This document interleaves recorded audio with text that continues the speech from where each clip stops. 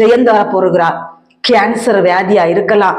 ஏதோ நீ உன் செத்துருவ, டாக்டர்கள் நாள் குறிச்சிட்டாங்களா, இத்தனை நாள் வரதான் நீ இருப்ப, நாட்கள் குறிச்சிட்டாங்களா? இல்ல, நாட்களை மாற்றி போடுகிற தேவன்.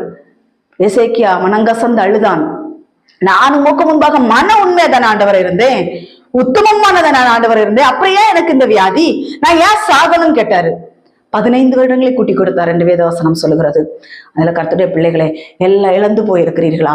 எதுவுமே இல்லை, அவ்வளவுதான், கைவிடப்பட்ட சூழ்நிலை. கர்த்தர் ஒரு வார்த்தை சொல்கிறார், நான் உன்னை விட்டு விலகுவதும் இல்லை, உன்னை கைவிடுவதும் இல்லை. எல்லாவற்றையும் இரட்டத்தனையாய் கர்த்தர் தரப்போகிறார். தருவார், நிச்சயமாய் தருவார். அவர் கைவிடுகிற தேவன் அல்ல அல்ல.